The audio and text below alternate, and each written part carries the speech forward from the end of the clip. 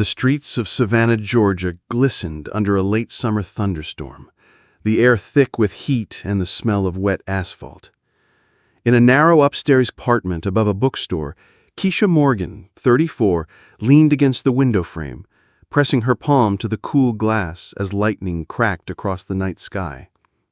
She was African American, born and raised in Georgia, her roots stretching back through generations who had called the South home. Her mahogany brown skin was slick with sweat, her natural curls pulled into a puff high on her head, loose tendrils sticking to her damp forehead. Another contraction tore through her belly, deep and unyielding, forcing her to grip the back of a chair and breathe in short, controlled bursts. She'd been photographing people's biggest moments, graduations, weddings, baptisms, for over a decade. But tonight was different. Tonight, she was the one living the moment. Her hospital bag had been ready for weeks, sitting neatly by the door.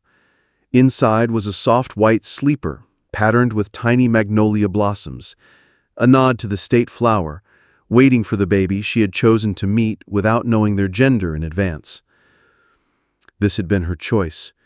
She'd walked away from a brief, messy relationship before she even knew she was pregnant, and she decided not to look back. The storm outside rattled the glass in the window. Keisha took her keys in one hand and her overnight bag in the other. "All right, little one," she murmured through clenched teeth as another contraction gripped her. "Let's do this." She thought she was prepared for everything the night might bring, but what she didn't know, what she couldn't know, was that by the time the sun rose over Savannah, she'd be in a dimly lit delivery room, staring into the face of the man she'd sworn she would never see again, her ex-husband, and the man who would be the first to hold her baby. Keisha had always been the dependable one, the one who showed up early, stayed late, and made sure everyone else had what they needed before she even thought about herself. By 34, she'd built her photography business from scratch. No loans, no safety net, just hustle and faith. Her work had taken her from high school football fields to high society weddings on the Savannah River.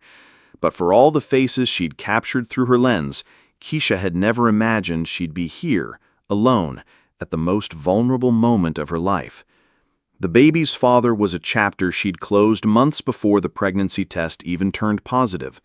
A few fiery weeks of charm, late-night phone calls, and big promises had ended the way such stories often did, with lies, silence, and the slow realization that the man she trusted didn't deserve a place in her future.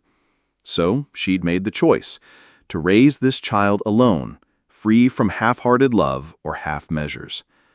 Another contraction surged, stealing her breath. She glanced at the clock. They were coming faster now, barely 5 minutes apart. The birthing class instructor had said to wait until they were at 4, but Keisha trusted her instincts. If she waited much longer, she'd risk not making it to the hospital at all. She shrugged into a light rain jacket, grabbed her bag, and locked the door behind her.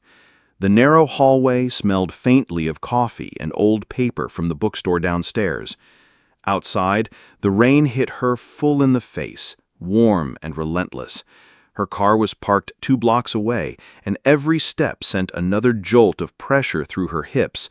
By the time she slid into the driver's seat, she was damp, breathing hard, and clutching the steering wheel with white-knuckled determination.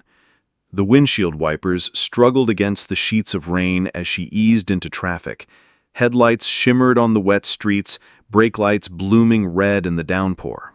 Every few blocks, a flash of lightning would turn the world white for an instant before plunging it back into shadow. Twice she had to pull over when the contractions grew too intense to ignore. She'd lean forward, both hands braced on the wheel, breathing through the pain while the storm pounded the roof of the car. By the time she reached Memorial Health University Medical Center, her jacket was plastered to her skin, and her hairline was damp from more than just the rain. She parked as close as she could, then shouldered her bag and made her way toward the sliding glass doors. Inside, the air conditioning hit her like a wave, sharp and sterile. The bright lobby lights made her squint after the dim chaos outside. She managed a strained, I need, before another contraction bent her nearly in half. In an instant, there were hands on her arms, voices calling for a wheelchair, the controlled urgency of hospital staff kicking into gear. She was wheeled down glossy hallways that smelled faintly of antiseptic and floor wax, past closed doors behind which other lives were beginning or ending. "How far apart?" a nurse asked as they sped toward the elevators. 3 minutes, maybe less, Keisha panted. First baby? Yes. The nurse's name badge read Patricia. Short silver hair, calm eyes, voice steady enough to be a lifeline in the storm. Through a window, Keisha caught a glimpse of the lightning still raking the sky over Savannah. It felt almost symbolic, nature reflecting the turbulence inside her own body. They rolled her into a delivery room just as the lights flickered once, twice, and then went out completely, replaced by the dim orange glow of emergency generators. "Transformers down," someone called from the hall. "Backup power's holding, but OB is short-staffed." Patricia's calm voice was suddenly sharper. "We need a doctor in here now. This baby's not waiting." Footsteps echoed in the corridor, quick, confident, purposeful. And then the door swung open. The door swung open and a tall figure stepped in, silhouetted against the dim emergency lighting.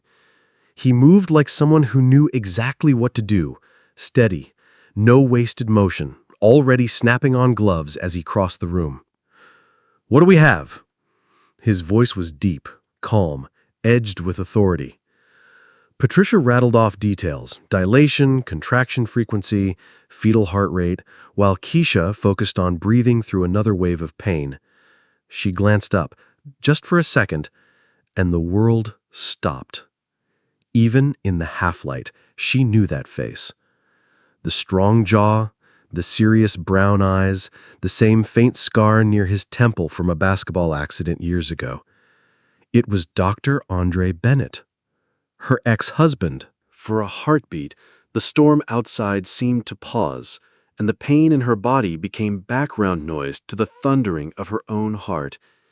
"Keisha." His voice softened on her name, barely more than a whisper.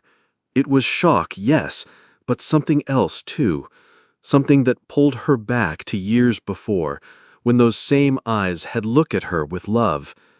But before she could speak, another contraction hit like a wave breaking over her. Her head fell back against the pillow, a cry escaping her throat. Andre's professional mask slid into place instantly. His tone became all business.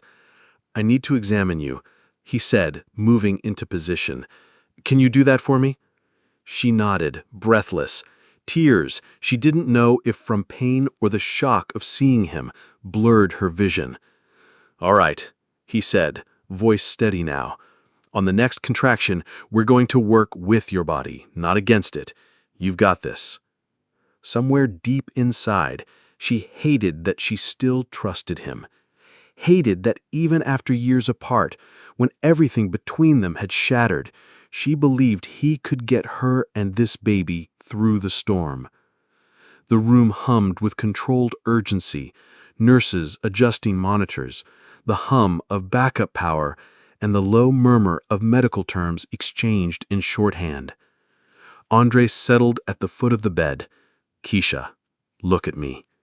She did, and for a moment they weren't patient and doctor, or ex-wife and ex-husband. They were two people standing in the middle of the same storm again, holding on to whatever they could. The next contraction came hard, a deep primal force pushing through Keisha's body. Andre leaned in, his voice low but steady. "That's it. Breathe. Let your body guide you. You're doing good." Patricia glanced at the monitor. "Baby's crowning." Andre's focus sharpened. "Okay, Keisha, on this next one, I want you to give me a strong push, but not all at once. Let's ease the head out slowly."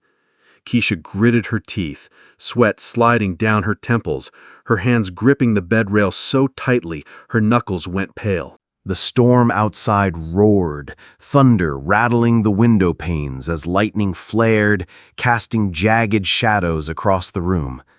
"I can see the head," Andre said, his voice steady, his hands precise. "Dark hair, just like—" He caught himself before finishing the sentence, but Keisha knew exactly what he'd almost said. And then Patricia's voice cut through the moment. "Heart rate's dropping." Andre's tone shifted instantly, calm but urgent. "Stop pushing, Keisha, now." She froze, chest heaving. "What's wrong?" "Baby's shoulder stuck," Andre said, already moving. "It's called shoulder dystocia. It's common, but we need to fix it quickly." Keisha's pulse hammered in her ears. "Is she—" "She's fine," Andre said firmly, meeting her eyes, "but I need you to trust me." He adjusted the baby's position with practiced precision, his movements quick but careful. Keisha could feel the pressure change, the shift inside her body. "Okay," he said, after what felt like forever but was only seconds. "One more push, Keisha. This is it." She dug deep, pushing with everything she had left. And then, relief. The sudden, slippery release of her daughter into Andre's waiting hands. A sharp, strong cry filled the room, cutting through the storm like sunlight breaking through clouds. "She's beautiful," Patricia breathed. Andre was already clearing the baby's airway, checking her reflexes, counting fingers and toes. His hands were steady, but his eyes, those deep, familiar eyes, were softer than he'd ever seen them.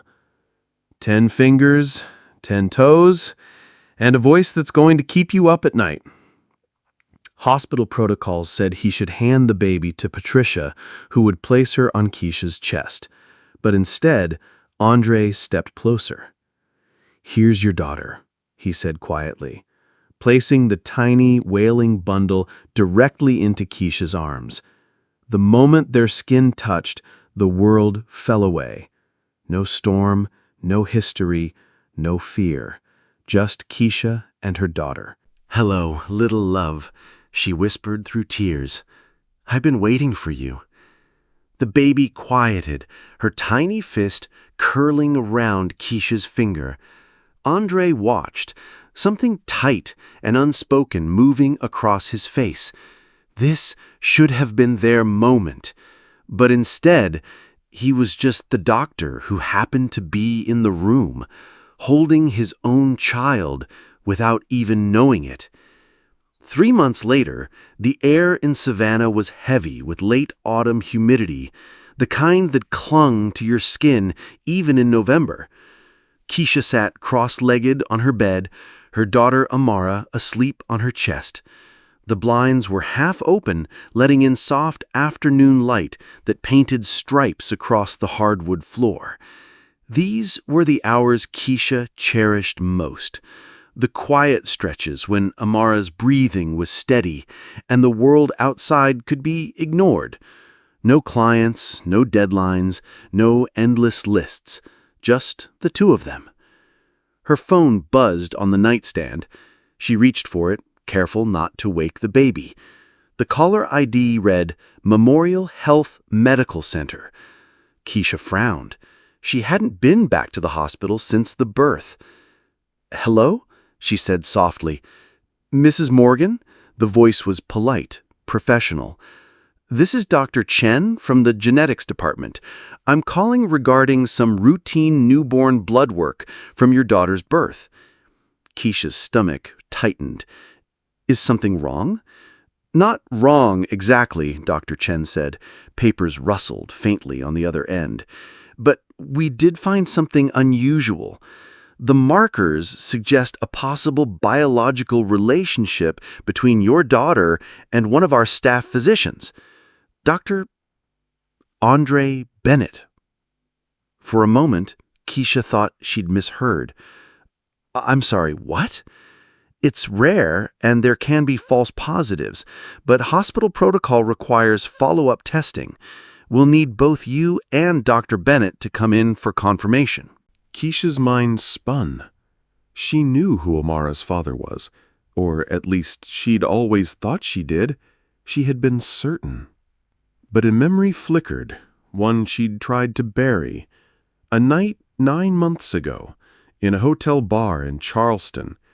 Too much wine, too much loneliness, and one phone call she never thought she'd make, to Andre. Her phone rang again, cutting through the haze of recollection. An unfamiliar number. She answered, and his voice, deep, familiar, filled the silence. "Keisha, it's Andre. I just got a call from Dr. Chen." "Yeah," she said quietly. "Me too." There was a pause, long enough for Amara to stir against her chest. "This doesn't seem possible," she whispered. "Do you remember that night in Charleston?" he asked. She closed her eyes. "Yes, because I do, every second of it." And just like that, the walls she'd built around her life shifted. One phone call, one memory, one impossible truth, threatening to change everything she thought she knew about her daughter and about him. The genetic testing lab at Memorial Health felt like a different world from the delivery room that stormy night. No drama, no urgency, just white walls, a faint chemical smell, and fluorescent lights that made everyone look pale and tired. Keisha sat in the waiting area, Amara asleep in her carrier at her feet. She kept her eyes on the floor, tracing the pattern in the speckled tiles, trying to ignore the pounding in her chest. The sound of footsteps made her glance up. Andre was there, right on time, looking more worn than she'd ever seen him. His usually crisp dress shirts and pressed slacks had been replaced by wrinkled scrubs. His eyes, dark and sharp in the hospital lighting, were shadowed by sleepless nights. For a moment, he hesitated just inside the doorway, as if unsure whether his presence was welcome. Keisha gave a small nod toward the empty chair beside her, not an invitation for conversation, just acknowledgement. "How is she?" he asked quietly as he sat down, his gaze dropping immediately to the baby. "She's good," Keisha said, adjusting the blanket in Amara's carrier. "Smiling now, real smiles, not just gas." Andre's mouth curved slightly. "That's early. Most babies don't do that until 6 weeks. "She's ahead of the curve," Keisha replied, trying to keep her tone even, but she heard the edge of defensiveness in her own voice, and it irritated her. Why did his opinion still matter? Before either of them could say more, a lab technician in a white coat appeared with a clipboard. "Ms. Morgan, Dr. Bennett, we're ready for you." The testing was quick, impersonal. Cheek swabs, a small vial of blood from each of them, another from Amara. The baby whimpered when the needle pricked her heel, and Keisha instinctively reached out to soothe her. But before she could, Andre's hand was there, steady, gentle, cupping Amara's tiny foot as he murmured, "It's okay, little one." Almost instantly, the baby settled, her wide eyes locking on to his face. The lab tech smiled faintly. "She knows you." Keisha's breath caught. She wanted to argue, to say, "She knows my voice, not yours." But the way Amara stared at him made her chest ache in a way she didn't understand. "Results will be ready in 72 hours, the technician said as they returned to the waiting area. "Mr. Chen will call you both." They stood awkwardly near the elevator, neither making a move to leave. Amara was already asleep again, her tiny chest rising and falling in rhythm with the hum of the building's air conditioning. "Keisha," Andre began, then stopped, running a hand over his jaw. I want you to know, no matter what these results say, I'm not going to do anything to make this harder for you. I'm not here to take her away from you. Don't make promises about things you can't possibly understand yet," she said sharply. His jaw tightened, but he didn't argue. The elevator doors slid open and they stepped inside, the silence between them thick with everything they weren't ready to say. When they reached the parking garage, Andre asked, "That night in Charleston, why did you call me?" Keisha stared at him for a long moment before answering. "Because, for one night, I wanted to remember what it felt like to not be alone." Neither of them spoke again, but as she strapped Amara into her car seat and caught Andre watching them from across the concrete, she had the sinking feeling that, whether she was ready or not, nothing in her life was going to stay the same. 3 days later, the call came. Keisha was at her kitchen table, editing a set of wedding photos, Amara napping in her bouncer nearby. When she saw Dr. Chen's name on the caller ID, her hand went cold around her phone. "Miss Morgan," Dr. Chen began, her tone measured, professional, "we have the paternity test results. They are conclusive. Dr. Andre Bennett is the biological father of your daughter." The words seemed to echo in the small apartment, louder than the hum of the fridge, louder than the rain pattering against the window. Keisha barely managed, "Okay. I understand this may be a lot to process. Dr. Bennett asked me to call you first, but he would like to speak with you when you're ready. There are also some legal considerations. I'll call you back." Keisha ended the call before she could hear another word. She sat there for a long moment, staring at the black screen of her phone. Across the room, Amara stirred, making a small, content sound in her sleep, utterly unaware of how her mother's world had just shifted. A text message came through almost immediately. "Andre, can we meet?" She typed back before she could talk herself out of it. "My place, 1 hour." When he arrived, Keisha was still holding Amara, almost like a shield. Andre looked like he hadn't slept in days, shirt untucked, eyes red-rimmed, his usual composure dulled into something more human. "Hi," he said simply. "Hi." She stepped aside to let him in, and the moment he saw the baby, something in his face changed. He didn't ask for permission, he just looked at Keisha, and when she gave a tiny nod, he reached out. The second Amara was in his arms, her eyes opened, and she gave him a slow, almost curious smile. "Hey there," he murmured, his voice softer than she'd ever heard it. "I'm your daddy." The words hit Keisha harder than she expected. Not, "I'm Andre," not, "I'm Dr. Bennett," but, "I'm your daddy." She swallowed hard. "So, what now?"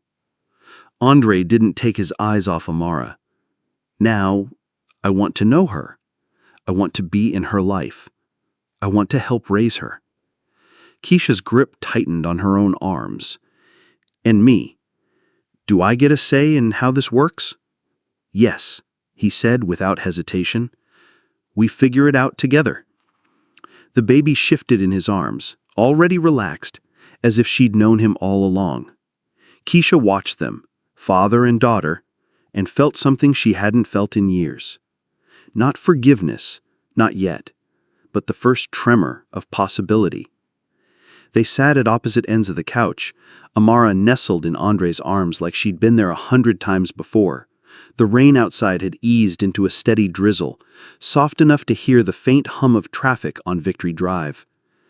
"I'm not ready to just hand her over to you on weekends," Keisha said. Her tone wasn't sharp. It was measured, deliberate. "She's still so young. She needs stability." Andre nodded slowly. "I'm not asking for overnights. Not yet. What I want is time with her. Real time. Not rushed visits or just being a face she sees once in a while." Keisha's arms crossed without her thinking about it. "So what does that look like?" "Maybe I come here once or twice a week for a few hours. Sundays, I could bring lunch. We spend time together with her. She gets used to me. You see how I am with her." Keisha studied his face. He wasn't pushing, wasn't trying to bulldoze her. He was careful. That made it harder to say no. "Fine," she said at last. "Sundays, noon to 3, and I'm here the whole time." "That works." The words hung there for a moment, both of them aware of how fragile the agreement was. Andre glanced down at the baby, brushing a fingertip gently over her tiny hand. "She's got your nose," he said quietly. Keisha almost smiled, but she caught herself. This wasn't about nostalgia. This wasn't about them. "She has my stubbornness, too," she replied. "Better hope she doesn't get yours." That drew the faintest grin from him. "I don't know. Stubbornness can be a survival skill." They sat in silence after that, the only sound the baby's soft, steady breathing. Finally, Andre said, "Keisha, I know you don't trust me yet. I can live with that. But I need you to believe one thing. Whether we get along or not, whether you forgive me or not, I'm not going anywhere. I'm her father. That's for life." Keisha held his gaze for a moment, searching for cracks, for some sign this was temporary. But all she saw was something unshakable. And for the first time, a small part of her wondered if maybe, just maybe, he meant it. It was a Sunday evening 3 weeks into their new routine, and the Savannah sky was already turning indigo when Andre arrived. The moment he stepped inside, he knew something was off.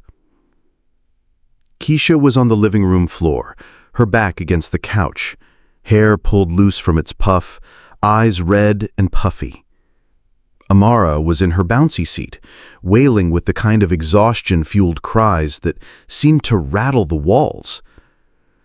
"I have tried feeding, changing, rocking. Nothing works."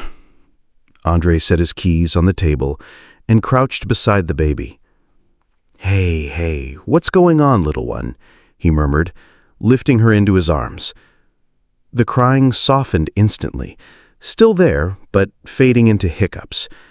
Within minutes, Amara was nestled against his chest, her tiny fists relaxed, her breathing steady. Keisha's eyes filled again. "I'm her mother. I should be able to calm her."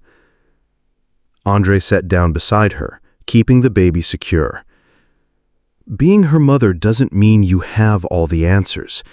Sometimes she's just tired or overstimulated. Sometimes she just needs a different pair of arms for a while. Keisha shook her head, covering her face with her hands. "I love her so much, but I'm so tired. And then I feel guilty for being tired because I wanted her, because she's perfect. And I'm supposed to be able to handle this." Andre's voice was low but certain. "Keisha, you've been doing this on your own since the day she was born. That's not strength, it's survival. But you don't have to do it alone anymore. Not unless you choose to." She dropped her hands, looking at him through tear-blurred vision. "That's the problem. I don't know how to not do it alone. And I don't know how to trust that you won't just disappear when it gets hard." He didn't flinch at the accusation. "Because I did before." The words hung between them, raw and heavy. They both remembered the first baby they lost, the way he'd buried himself in work instead of grief, leaving her to mourn in silence. "I thought I was protecting you, from my grief, from my weakness, but I was wrong. You didn't need me to be strong. You needed me to be there, and I wasn't." Keisha swallowed hard. "And now? Now, I'm here. And I'm staying." They sat there in the half-light, Amara sleeping soundly on his chest, the storm between them quieter than it had been in years. For the first time, Keisha didn't feel quite so alone. The following Saturday morning, Keisha was pacing her apartment, camera bag on the table, hair pulled back, trying to convince herself she wasn't making a mistake. She had a client session, an engagement shoot in Forsyth Park, and it was too important to cancel. She had been planning it for months. But the thought of leaving Amara even for a few hours made her stomach twist. Andre stood by the couch, wearing jeans and a gray t-shirt, holding Amara like he had been doing it all his life. "I'll be back by 6, Keisha said for the third time. Sliding her camera lenses into place, her bottles are in the fridge. If she fusses during her nap, sometimes humming helps, and she likes Moon River in a low voice." Andre finished with a faint smile. "You've told me. Twice." Keisha gave him a look. "I'm serious." "I know you are." He shifted Amara to his other arm. "We're going to be fine. Go make beautiful pictures." She hesitated at the door. "If anything feels off, anything at all, you call me." "I promise," he said. "Now go, before you clients start wondering if you're standing them up." The shoot went smoothly. Perfect golden light filtering through the park's oak trees, her clients relaxed and easy in front of the camera. For the first time in months, Keisha felt herself slipping fully into work mode, losing track of time in the way only her art could do. When she finally checked her phone, there was a single text from Andre. "All good here. We're discussing the philosophical depth of peekaboo." She couldn't help but smile. When she walked into the apartment that evening, the first thing she saw was Andre lying on the floor, Amara sprawled on his chest, both of them staring at the ceiling fan like it was the most fascinating thing in the world. "How'd it go?" she asked, setting down her bag. Andre looked up at her with a grin she hadn't seen in years. "Perfect. She cried for a minute when you left, then decided I was tolerable company. We ate, napped, and then debated whether rattles are better than teething rings." Keisha picked up Amara, who rewarded her with a sleepy smile before resting her head on her mother's shoulder. "She seems pretty content." "She is," Andre said, heading into the kitchen. "I even managed to get her to nap in the crib. No rocking for 30 minutes first." Keisha raised an eyebrow. "Seriously?" He chuckled. "Seriously. I think she just wanted to show off for me." As she stood there, watching him move comfortably around her kitchen, Keisha realized something had shifted. The hypervigilance she'd carried for months had eased, just a little, replaced by the faint, unfamiliar feeling of partnership. And she wasn't sure if that scared her or gave her hope. Sunday visits became a rhythm. Noon to 3 at first, then noon to 4, then, without either of them saying it out loud, Andre started showing up earlier and leaving later. Keisha told herself it was fine. Amara needed the time with him. That was the point, building a bond between father and daughter. But one afternoon, as Andre stood at her stove, stirring a pot of chicken and rice while Amara babbled from her high chair, it hit her. This looked a lot like a family, and she wasn't sure how she felt about that. It started small. He'd noticed the laundry pile and fold a few things while she was in the shower. She'd make enough dinner for 2 without thinking about it. Then there were the moments she didn't know what to do with. Like when Amara started giggling uncontrollably during peekaboo, and Keisha looked up to see Andre watching her with the same warm smile he used to give her before everything fell apart. It rattled her. One evening, after Amara had gone down for the night, Andre lingered. They were sitting on the couch, the TV on low, neither really watching. "You've been quieter lately," he said. "I'm tired," she replied automatically. "Not that kind of quiet." He looked at her for a long moment. The kind where you're thinking too much and not saying any of it. Keisha crossed her arms. We agreed this was about Amara, remember? Not us. I remember, he said softly, but that doesn't mean I stopped caring about you. Her pulse jumped, but she kept her tone steady. That's not the point. Andre leaned forward, resting his forearms on his knees. Maybe it's not the point, but it's still true. She didn't answer. Couldn't. Because the truth was, she did still feel something. And that scared her more than she wanted to admit. When he left that night, Keisha stood at the window watching him walk to his car, the streetlight catching in his hair. She told herself it was nothing, that it was just history trying to pull her backward. But deep down, she knew the line between partnership and something more was getting thinner every week. It happened on a Tuesday evening. Keisha was on the floor with Amara, stacking colorful blocks that the baby immediately knocked over, giggling every time. Andre was sitting nearby, watching with that easy half-smile he got whenever he thought no one was paying attention. Then, Amara did something she'd never done before. She crawled, just 3 small, wobbly moves, straight into Andre's lap. Look at you, he laughed, scooping her up. First crawl and you came right to me?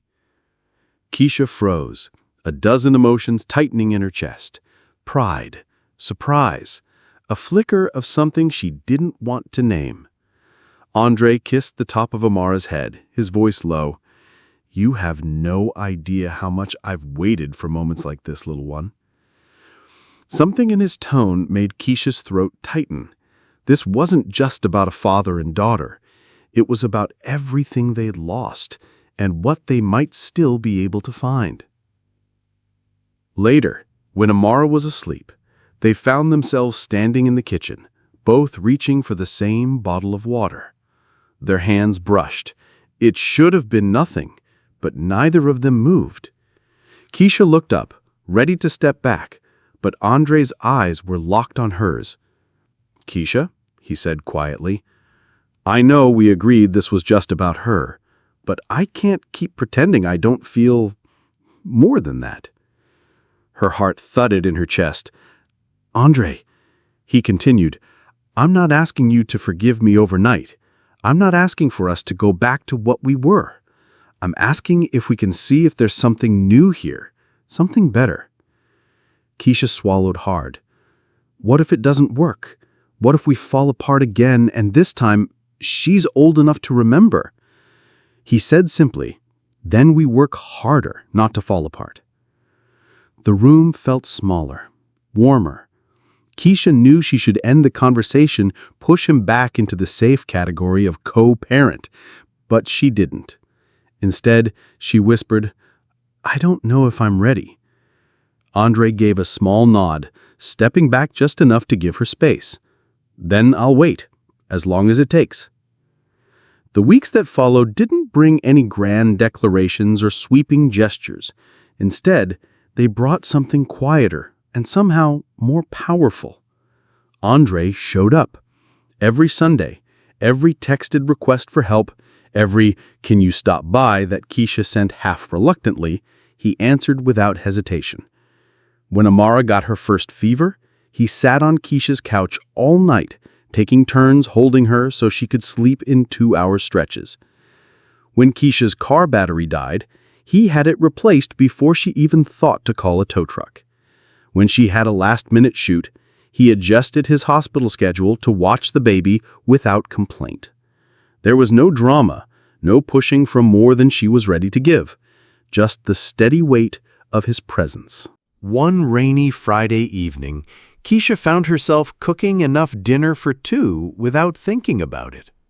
Andre had come over to drop off some diapers, but ended up staying, playing peekaboo with Amara while she chopped vegetables. Somewhere between the sizzle of onions in the pan and Amara's delighted squeals, Keisha realized she wasn't tense anymore. She wasn't waiting for the other shoe to drop. A few nights later, after Amara was asleep, Keisha was folding laundry when Andre walked in from the balcony, where he'd been taking a call. "Everything okay?" she asked. He nodded. "Yeah, just work stuff." But the way he looked at her, soft, searching, made her set the laundry down. "What?" she asked. He hesitated, then said, "You've been letting me in more lately. Not just into her life, into yours." Keisha's heart gave a slow, steady thud. "Maybe I have." Andre's voice dropped, careful. "Does that mean you're thinking about what I asked? About us?" She held his gaze for a moment, then exhaled. "I'm not ready to jump in, but I'm not ready to close the door either." A smile tugged at the corner of his mouth. Not triumphant, not smug, just quietly grateful. That's enough for me. And for the first time, Keisha believed him. 6 months after that storm-soaked night in the delivery room, Savannah's spring air was warm and heavy with the scent of magnolias. Keisha stood in the hospital parking lot, Amara on her hip, waiting for Andre to join them for her 6-month checkup. When he emerged from the elevator, carrying a small gift bag, she caught herself smiling before she could stop it. Inside, the appointment was routine. Measurements, milestone checks, vaccines. Amara charmed the nurses, squealed through her way in, and gripped both their fingers when the shots came. For those moments, they moved like a unit, seamless, coordinated, protective. Afterward, they walked through Forsyth Park, Amara dozing in her stroller, her tiny hand curled around the strap. Andre handed Keisha the gift bag. "It's nothing big, just something I saw and thought was right for us." Inside was a small silver locket. On one side, a photo of Amara. On the other, an engraving. A.G.M. Our greatest collaboration. Keisha's throat tightened. "Andre." "I know we've been careful," he said. "I know I've had to earn my way back into your life, but I wanted you to have something that says I see this, not just as co-parenting, but as us, whatever we become." They walked in silence for a few steps, the gravel crunching under their shoes. Finally, Keisha stopped, turning toward him. "You asked me months ago if I'd think about trying again. I've been thinking, and I'm done just thinking." Andre's eyes searched hers. "You're sure?" "I'm sure I want to try, not because of Amara, though she's part of it, but because of us, because I think we've both grown enough to do this differently. Better." For a moment, neither of them moved. Then Andre reached for her free hand, his fingers warm around hers. "I've been in love with you since the day I met you, and becoming Amara's father just reminded me why." Keisha didn't answer with words, just the kind of look that said maybe wasn't enough anymore. The sun was dipping low over Savannah, painting the sky in streaks of rose and gold as they made their way back toward Keisha's apartment. Andre pushed the stroller, Amara awake now and babbling to every dog, every passing jogger, every cluster of flowers they passed. Keisha walked beside them, the locket warm against her skin, her hand resting lightly on the stroller's handle whenever it drifted close to his. It struck her then how far they'd come. From the storm and the flickering hospital lights, from the shock of seeing his face in that delivery room, from the impossible phone call that had changed everything. They had built something out of those moments. Not perfect, not simple, but real. When they reached the building, Andre lifted Amara from the stroller. She settled against his shoulder, her tiny hand curled into the fabric of his shirt. Keisha unlocked the door and stood aside, watching him carry their daughter inside. The same man who'd once walked away from her grief was now walking into their life. Willingly. Intentionally. "Welcome home," she whispered, though she wasn't sure if she was talking to him, to Amara, or to all three of them together.